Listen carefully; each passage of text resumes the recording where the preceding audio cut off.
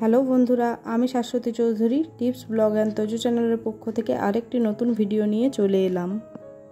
আজ শুক্রবার আর ঘড়িতে এখন বাজে ওই সকাল 6:30টার মতো। সকাল সকাল ঘুম থেকে উঠেই কাজে লেগে পড়েছি। আর এই যে আমি ঝাড় দিয়ে নিলাম একটু আগে রুমগুলো, এবারে ভালো করে মুছে নিচ্ছি। প্রথমেই সকলের কাছে ক্ষমা চেয়ে নিচ্ছি বন্ধুরা, কালকে আমি কোনো ভিডিও আপলোড করতে পারিনি। কালকে ছিল বৃহস্পতিবার আর কালকে ছিল বুদ্ধ পূর্ণিমা। তো বাড়িতে কালকে বুদ্ধ পূর্ণিমার পুজো হয়েছিল, তার জন্য ওই কাজের চাপের জন্য ভিডিও শ্যুট করতেও পারিনি এবং ভিডিও আপলোড করতেও পারিনি। কাল ভিডিও আপলোড করতে পারিনি তো কীরকম ফাঁকা ফাঁকা লাগছিল, আর মন খারাপও লাগছিল যে আজকে কোনো ভিডিও আপলোড করতে পারলাম না। তো যাই হোক, আমার রুমটা তো রাস্তার ধারে, ওই জন্য এত ধুলো পড়ে। আর এই ধারের বেসিনটা না রোডের ধারে একদম, মানে মাঝে একটা দেওয়াল আছে, ওই সাইডে রোড আর এই সাইডে এই রুমটা আমার। এই বেসিনটা এই ধারে থাকেনি, এই ধারে ছিল ওই স্টিলের বেসিনটা, আর স্টিলের বেসিনের জায়গায় ছিল এই বেসিনটা। তো এই রিসেন্টলি রান্নার জন্য একটা স্ল্যাব বানানো হলো, তো স্ল্যাব বানানোর পাশেই আমি বলেছিলাম যে এইখানের যে স্টিলের বেসিনটা ছিল এটা খুলে ওইদিকে শিফট করে দেবেন, আর ওই ধারের বেসিনটা এই ধারে এনে দেবেন। রোডের ধারে বেসিনটা ছিল বলে বেসিনটার চেহারাটা একদম চেঞ্জ হয়ে গেছিলো। তো যাই হোক, ওটা একটু পরিষ্কার করে নিলাম, আর কতগুলো কাচের বাটি এবং গ্লাস নিয়ে নিলাম। এগুলো নিয়ে যাব আমি বাঁকুড়া, ওখানের বাটিগুলো নষ্ট হয়ে গেছে তাই নিয়ে নিলাম। আর এই যে ডিনার সেটটা দেখলেন, এটা আমি অর্ডার করেছিলাম, তো এটা কালকে এসেছিল। আর এটা এসেছিল কোয়ার্টারে, আমার হাজব্যান্ড কোয়ার্টার থেকে নিয়ে এলো, সেটাই আমি আরও খুলে দেখছি যে সব ঠিকঠাক আছে কিনা। তো মোটামুটি বেশ ভালোই আছে। তো এটার সাথে আমি যদি কম্বো আরও 6টা বাটির অর্ডার করতাম তাহলে বেশ ভালো হতো। এটার সাথে আছে ওই 6টা প্লেট, 6টা ডিশ, আর তার সাথে আছে 2টো বোল সেট ঢাকনা সমেত, মানে খাবার রাখার জন্য এই যে এগুলো 2টো বোল সেট ঢাকনা সমেত, আর আছে 2টো বড় চামচ এবং 4টে ছোট চামচ। সব মিলিয়ে জিনিসটা বেশ ভালোই এসেছে, কিন্তু এই মিসিং হয়ে গেলো বাটিগুলো। যদি বাটিগুলো একটু বুদ্ধি করে অর্ডার করতাম তাহলে আরও ভালো হতো। এখানে আসা হয় খুব কম, তার জন্য এখানে এই রুমটা বন্ধও থাকে। আর প্রতিবার যখনই আসি তখনই দেখি একদম ধুলো বসেছে, যদিও বা শাশুড়ি মা এসে এই ধারের রুমটা পরিষ্কার করিয়ে দেন, ঝাঁটও পড়ে মাঝে মধ্যে, আর মাঝে মধ্যে মুছে দেওয়া হয়। কিন্তু এই দেওয়াল শোকেসের যে শোপিসগুলো আছে এগুলো তো পরিষ্কার করা হয় না, এগুলো দেখছি এবারে বেশ ধুলো জমে গেছে, তাই যতটা সম্ভব হলো ততটা ধুলো পরিষ্কার করে নিলাম। আজকের ভিডিওটা হলো একটা টিপস ভিডিও।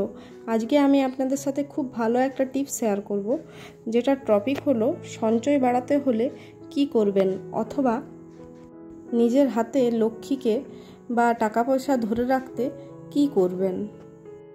হাতে টাকা পয়সা রাখতে বা নিজের অ্যাকাউন্টে বা নিজের মানিব্যাগে টাকা জমা করতে আমরা সবাই ভালোবাসি, কিন্তু সবাইকার ভাগ্য তো সমান হয় না।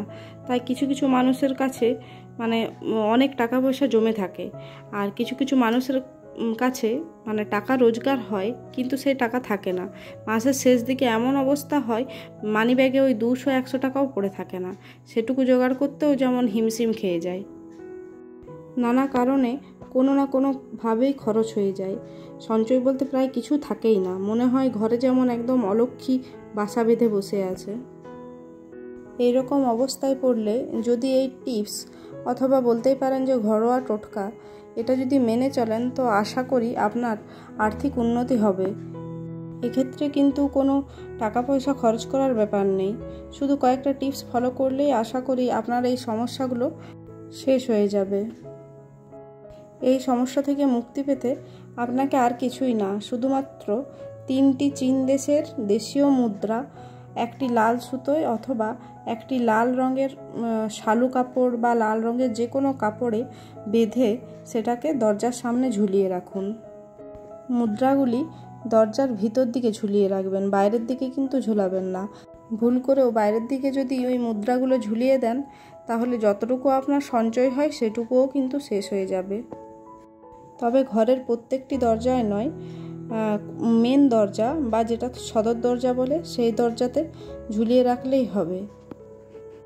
এবং সেকেন্ড টিপসটি হলো, যদি মুদ্রা না পান তাহলে ওই ঘন্টা যেগুলো হয়, ছোট্ট ঘন্টা যেগুলোতে দেখবেন মেলাতে পাওয়া যায় অনেক সময়, বা কোনো শোপিসের দোকানেও কিন্তু পাওয়া যায়। সেই রকম ঘণ্টা একটা ঝুলিয়ে রাখতে পারেন। চীনদেশীয় মুদ্রা বা ওই হ্যাঙ্গিং ঘণ্টাগুলো যদি ঝুলিয়ে রাখতে পারেন তাহলে আপনার ধনভাগ্যকে ঘরে ডাকা হয়। আর চীনদেশীয় মুদ্রাগুলি আপনারা খুব ভালোভাবে অনলাইনে পেয়ে যাবেন, অথবা বড় বড় যে শোপিসের দোকান সেখানেও পেয়ে যাবেন, যেখানে লাফিং বুদ্ধা বা গৌতম বুদ্ধের মূর্তি পাওয়া যায়। সেই সমস্ত দোকানে কিন্তু অনায়াসে পেয়ে যাবেন। আর এই জিনিসগুলির দামও কিন্তু খুব অল্প। তো আজকে রান্নাবান্না সেই রকম চাপ থাকেনি। আজকে আমার হাজব্যান্ডেই রান্না করলো, মানে ও যখন বাড়ি আসে মাংস হলে তখন কিন্তু ওই রান্না করে। তো দুপুরে খাওয়া দাওয়ার পরে একটু বিকেল দিকে চলে এলাম কাপড়ের দোকান।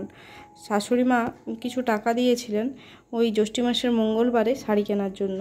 সেই শাড়ি কিনতেই চলে এলাম দোকানে।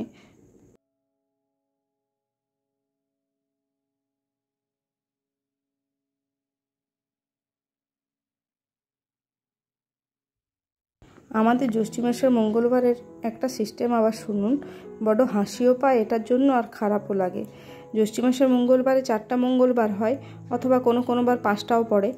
তো প্রতি মঙ্গলবারে ওই একটা করে নতুন শাড়ি পরতে হয়। নতুন শাড়ি পরে ওই বাটা বা মা মঙ্গলচণ্ডীর প্রসাদ খেতে হয়। তো বলুন তো সবাইকার পক্ষে কি সম্ভব প্রতি সপ্তাহে একটা করে নতুন শাড়ি পরার? কে যে সিস্টেমটা চালু করেছিল ভগবান জানে। কাপড়ের দোকান থেকে বেরিয়েই দর্শন পেয়ে গেলাম মা দুর্গার। অসময়ে এইভাবে মা দুর্গার দর্শন পাবো ভাবতেও পারিনি। ভাগ্যিস আজকে বাজারে এসেছিলাম, তাই আজকে মায়ের দর্শন পেয়ে গেলাম। চলুন আপনাদেরও একটু অসময়ে মা দুর্গার দর্শন করিয়ে দিই। হাতে নতুন কাপড় আর চোখের সামনে মা দুর্গাকে দেখে মনে হচ্ছে যেমন আমি শরৎকালে আছি এবং শরৎকালে মা দুর্গার পুজো দেখছি।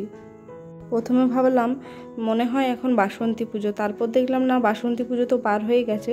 তখন আমার হাজব্যান্ড বলে যে বাসন্তী পুজো নয়, এখন হচ্ছে গন্ধেশ্বরী মায়ের পুজো। তো যাই হোক, দেখে মাকে মনে হচ্ছে যেমন আমি দুর্গা পূজা দেখছি। আর ঠিক মনে পড়ে যাচ্ছে ওই আমাদের সপ্তমী, অষ্টমী, নবমী, বিজয়া দশমীর দিনের কথাগুলো, এবং মনে হচ্ছে যে কবে যে পুজোটা আসবে আবার। আমরা প্রতিটা বাঙালি অপেক্ষা করে বসে থাকি এই বছরে একবার মা দুর্গার পুজোর জন্য। গন্ধেশ্বরী মায়ের পুজোর ওখান থেকে বেরিয়ে সোজা চলে এলাম বেটুর জন্য একটা ঘড়ি নিতে। তো ওর ঘড়ি নেওয়া মানে তো ওই আজকে নিয়ে যাবে, কালকে বিকেলে দেখবেন নেই, ওটা শেষ করে দিয়েছে। তার জন্য একটা কম দামি ওর জন্য ঘড়ি পছন্দ আমরা করলাম, কিন্তু বাবুর আবার ওটা পছন্দ হলো না। এখানে ঘড়ির কালেকশন মোটামুটি বেশ ভালোই আছে, কম রেঞ্জের মধ্যে, মানে রাফ ইউজের জন্য বেশ ভালোই আছে কালেকশন।